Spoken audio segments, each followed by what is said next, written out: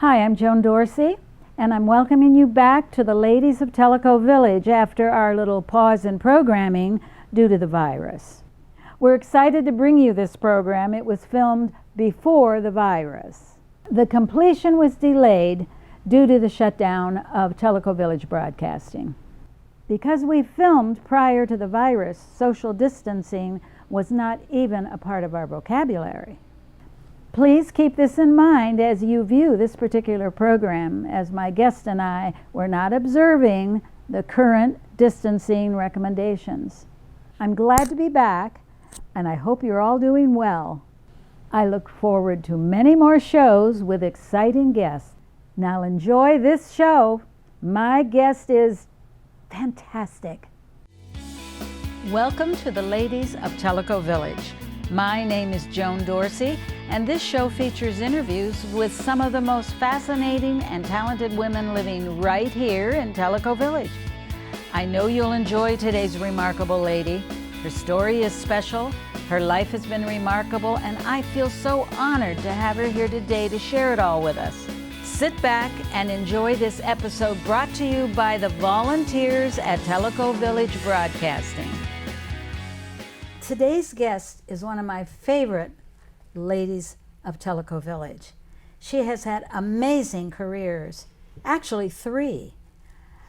I say careers because they have been so different it's even hard to believe that the same person did these 3 careers. She's had a career in textiles and home economics that she carries a master's degree for. She's had a career on Broadway, working with some of the most famous Broadway stars that you would ever find there. And she went back to work and taught school. So she's quite a career lady.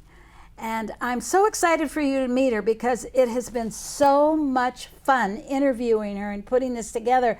I mean, going through her house and seeing all of her memorabilia from basically her Broadway career, which we're going to concentrate on today, but it just was wonderful. I had such a great time, and I would like to welcome her. And her name is Marion Elrod. Marion, welcome, and thank you so much for being here. Thank you very much. It's been so wonderful meeting you and seeing your home with all the wonderful things you have there from your career in what I call showbiz. Thank you. It's been fun. I've had varied experiences and wonderful plays that I've done and even in the textile business and teaching, but we love it here in Tellico Village. We're so happy we landed here finally. I know you are from New York, but where in New York? Born and raised Long Island, East Rockaway, New York, just about 20 miles from New York City. Wow. And your family? You had? My parents, my mom was born in Brooklyn, my father was born in Manhattan, he grew up in the Bronx. My sister is 2.5 years older than I. She was born in Long Island as well. And that's it. That's our big family. You can't get much more New York than all of that. I guess not. And you went through public school out there, 12 years of public school. Yes. And what kinds of things, I'm wondering where all this talent and all this energy and all these things that you can do, where it all started, and what kinds of things stick out in your mind that you did in those early 12 years of school that you think contributed to all that you've done since? Well, I think also where I ended up, you can't close any doors, and I had never expected to end up in show business. But as a child, I took ballet and tap lessons. In high school, because we were near New York and we had a lot of theater going on in our high school, it was always, part of my life growing up. It was just natural. It was, it just happened. Music and theater has kind of always been part of my life, but I never thought I'd end up in a career. I remember you telling me when you were a little girl that your mother taught you how to sew when you were maybe 8 years old.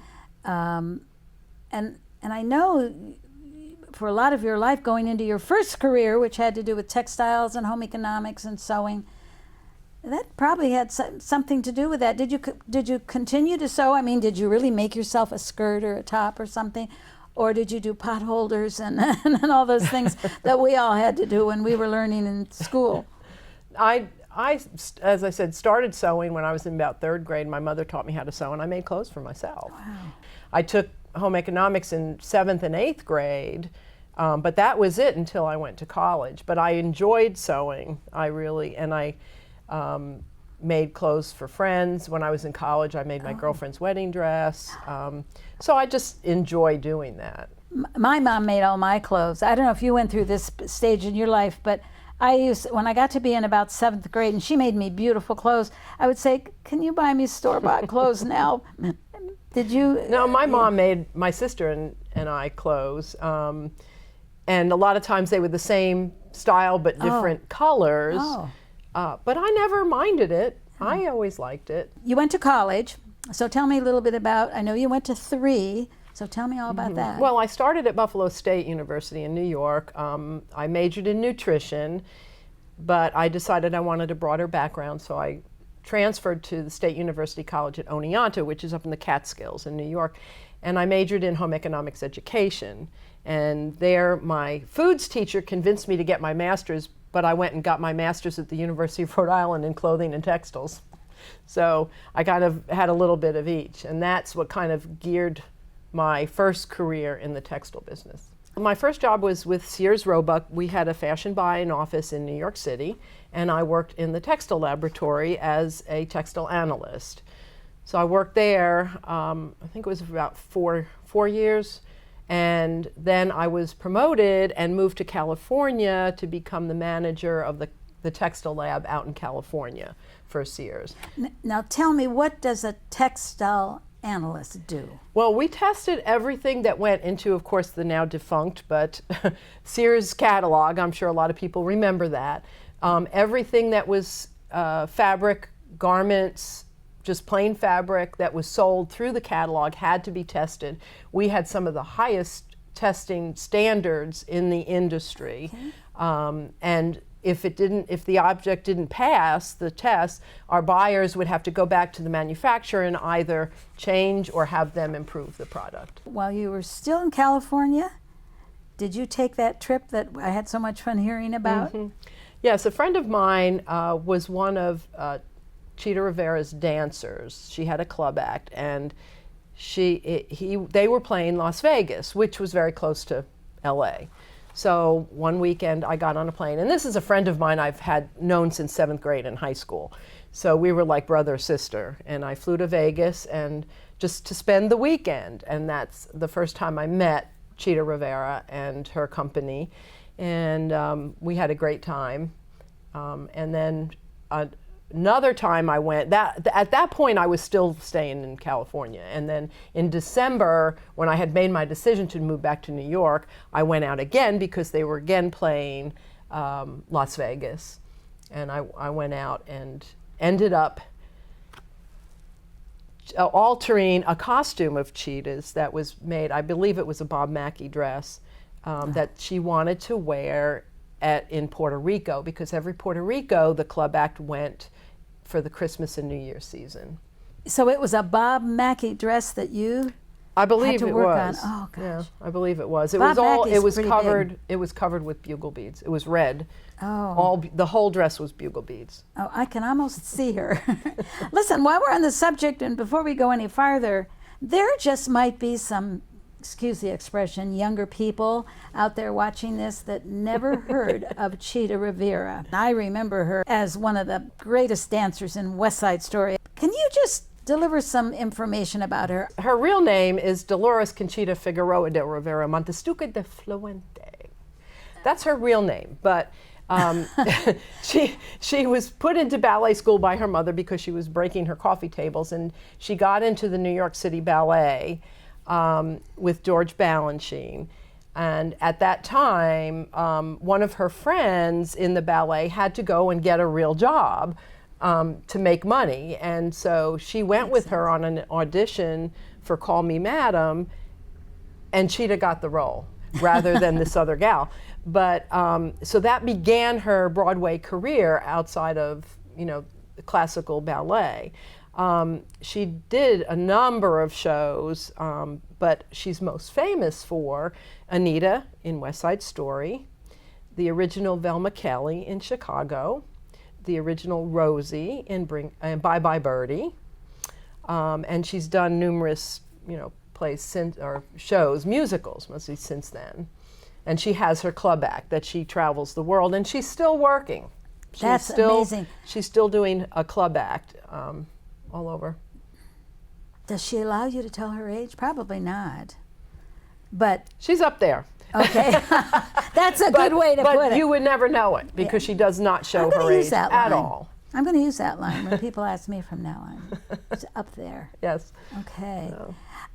When you met her, did she just say, "Nice to meet you," or was she? The first time I met her, it was in the coffee shop at, I believe it was the Sands Hotel in Las Vegas, and my friend brought me down. She was in the coffee shop with some of the other people in the company, and I can't remember the exact reason, but she sat there with her friends with a napkin over her head. She knew I was coming, to hide her face and the other fellows. And it was just hysterical, and she goes, I mean, she has such a great sense of humor, and she's such a normal, down-to-earth person that you love her right away.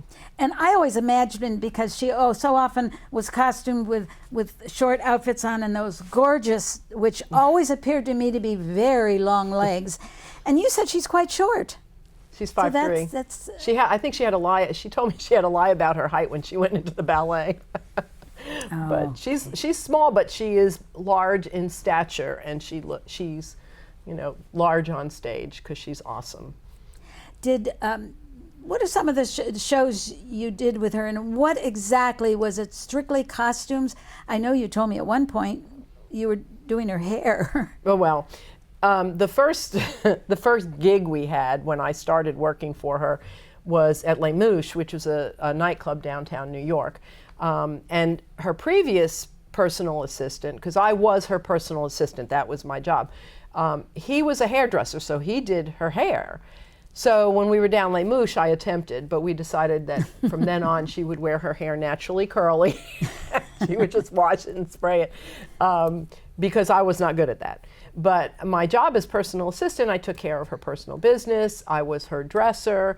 For the club act, I ended up making some of the costumes that she and her dancers, we all call them the boys. They were men, but we call them the boys. So I made some of her costumes, but I traveled with her all over the world, and I was with her. It felt like almost 24/7, and it was wonderful because it was my life and it was her life, and we just got along so well together. And I think you showed me when I was getting the tour of your fabulous lower level where you have so many, it's just wonderful.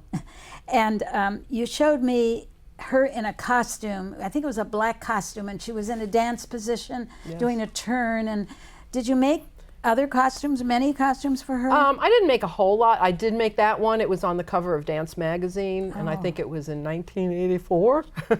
But I made several costumes for her club act and for the boys.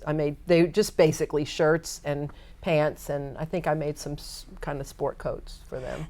Tell me some of the places you traveled with her. I know you went through a list, and I was amazed.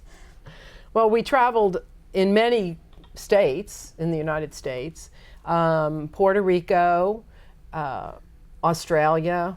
We went on the QE2 for 10 days, so we flew to Australia, took the QE2 from Perth, went through Bali, Manila, and then ended up in Hong Kong, and we spent a month in Tokyo where we played the Hakuhinkan Theater for a month. We've been in Canada. We did a Pippin for PBS up in Hamilton, Canada. We went to France. We played Cannes and Monte Carlo. A lot of the states. Her group, her people, she traveled with musicians? Yes, we had, of course it was Cheetah, and then her manager, who was her brother, Armando. We had a lighting, stage designer, lighting person. We traveled with the drummer and with a conductor. And then when I was with her, previous to that, she had 3 dancers at one point. But when I was with her, we only had 2. So she had 2 dancers. And so that was the group we traveled with. And we were all friends. It was our family. You know, we spent Christmas in Puerto Rico. We had Christmas in the suite. You know, I mean, it was our family. She had an accident. Yes. A terrible accident, especially a leg injury, which is probably the worst injury you can have if you're a dancer. Mm-hmm. Tell me about that. Well, she was driving in New York City, and I happened to not be with her that evening. We were doing Jerry's Girls. I was going away for the weekend, so I was not with her, which was unusual.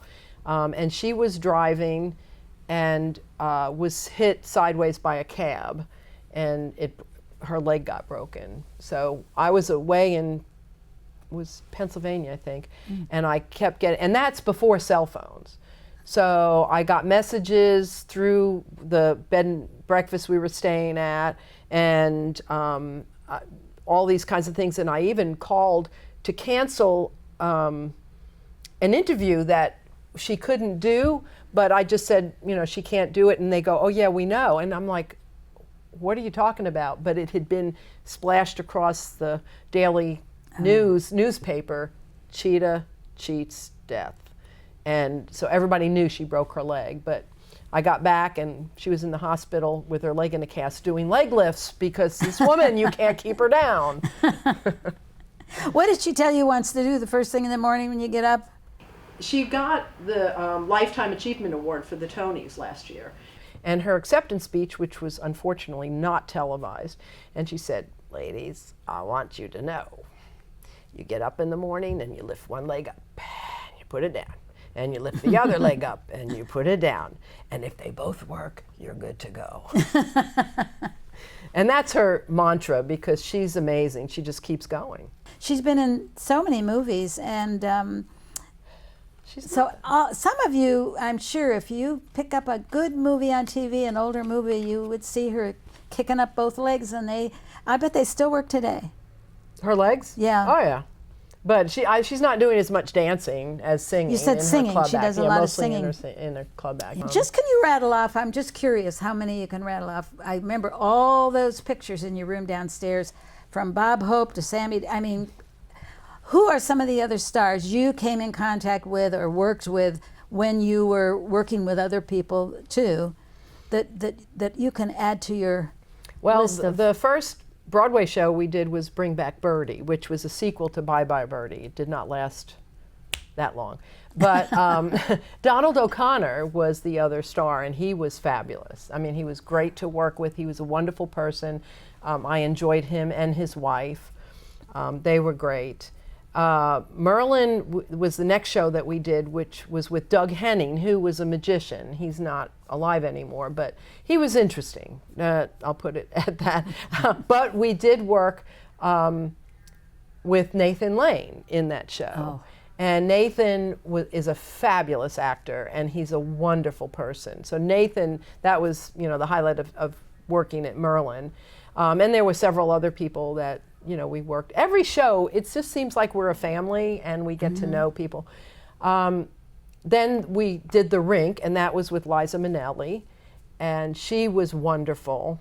And when she left, Stockard Channing came in, and she was as wonderful.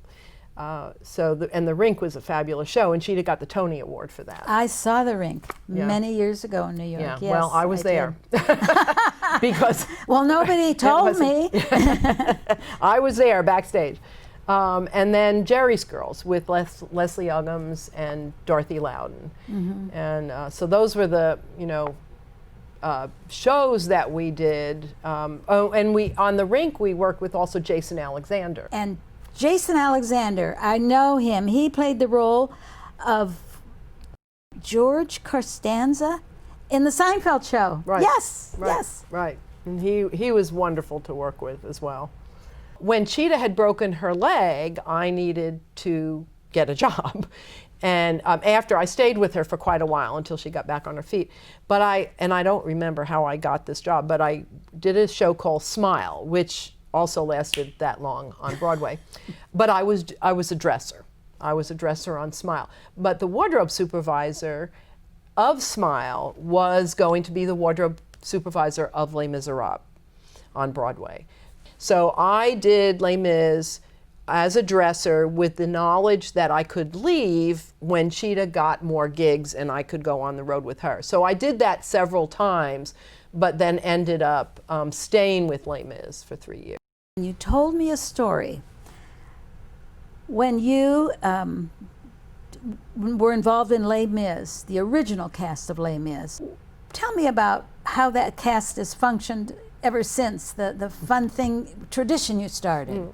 Well, when we opened Les Mis, and this was in 1987, we opened on Broadway.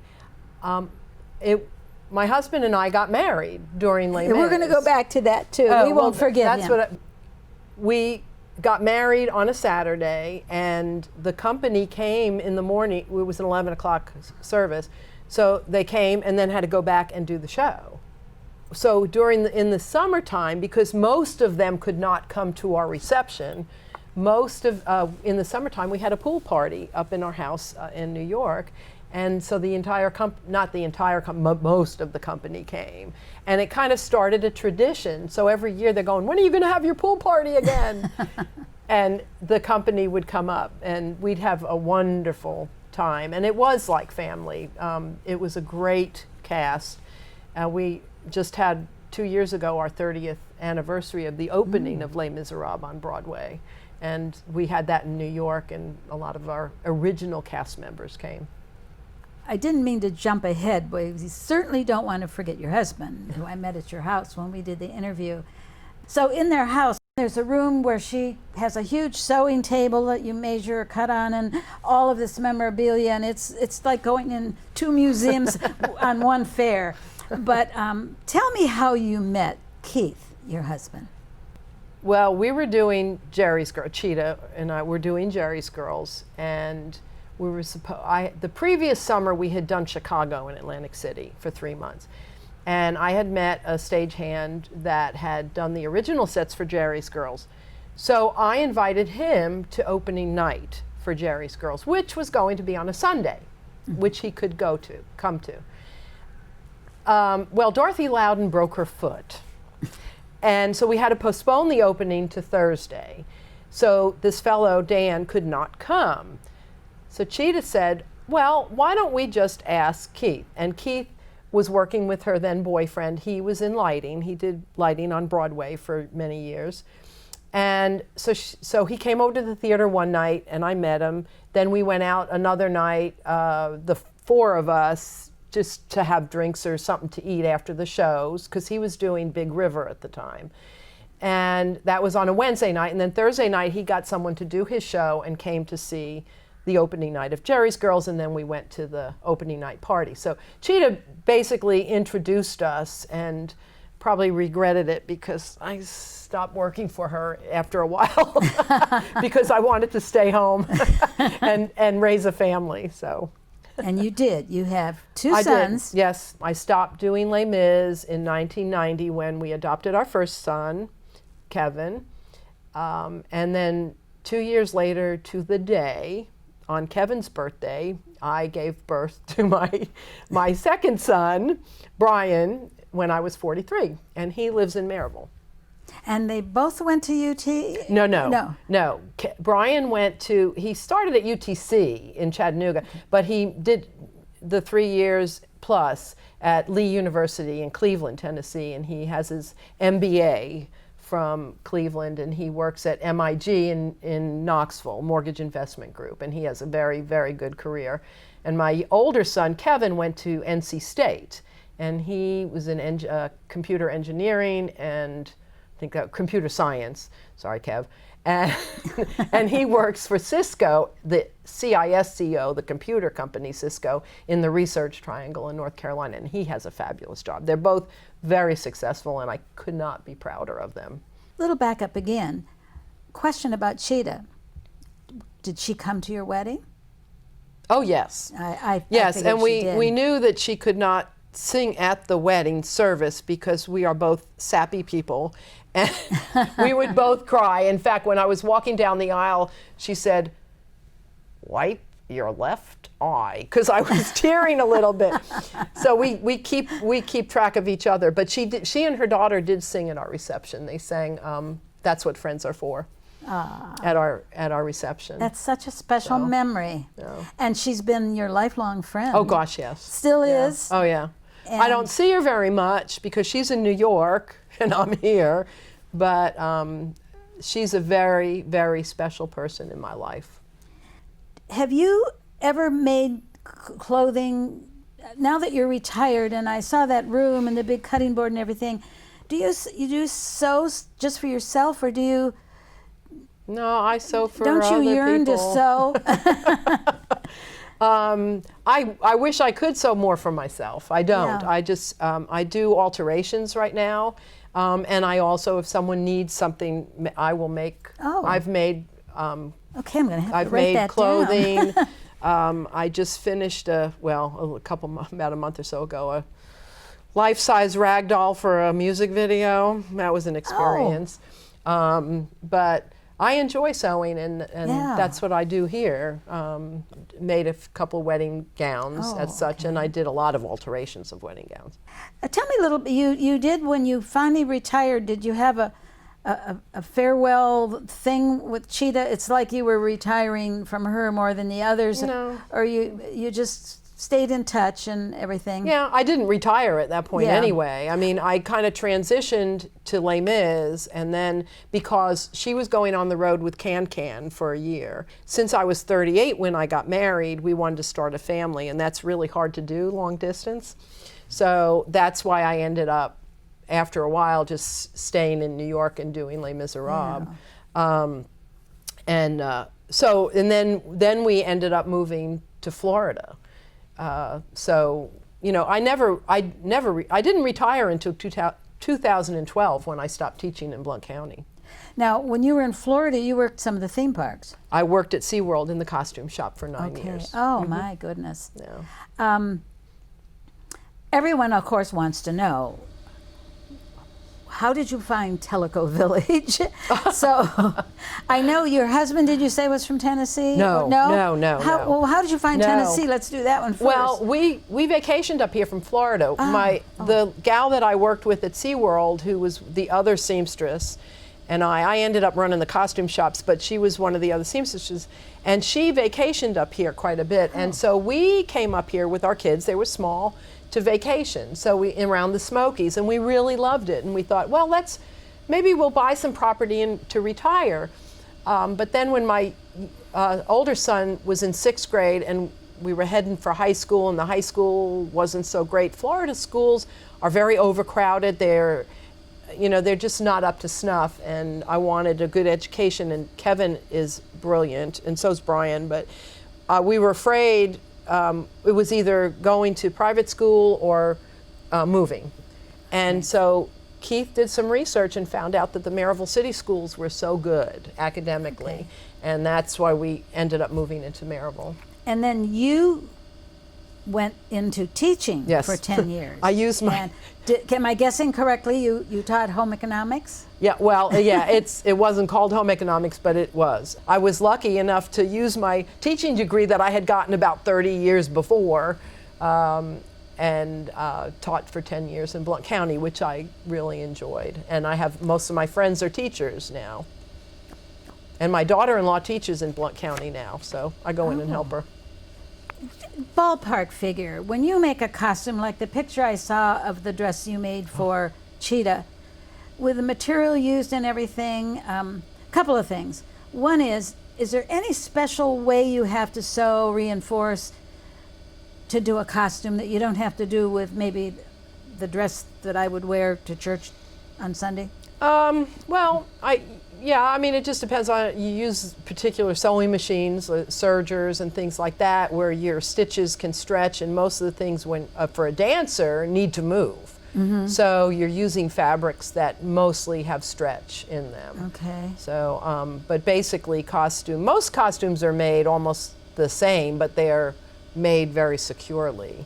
And it depends on what it's being used for. If it's a dancer's costume or if it's just a player, you know, a straight actor not dancing or such. And some of those plays that have to have breakaway things. Oh yeah, well those that's would be probably fun to sure. make, and they have to be tested, I'm yes. sure. Oh yeah. So you can't really give a general figure to it, but costumes, I would assume, cost more than. I guess so. I'm really bad at pricing. Oh, okay. Okay. And most of the stuff I did, I mean, for Cheetah, I just did for Cheetah. Who's the first professional that your first costume you ever made for a professional actor? Can you remember what it was? It was probably that dress of Cheetah's that. Oh, that black I'm one. guessing. Yeah, it might have been that one. The picture was wonderful. Or it was a this different gown. one. Do they make patterns for costumes? Can you remember maybe the first one you made? Well, most of the time, and I'm not a designer at all, so, but I'm a good technician. And of course, my college degree brought me through pattern design and draping and things like that. So you either start from a basic pattern and alter it and change it to what the design is. I mean, I can take a picture and make a pattern from it.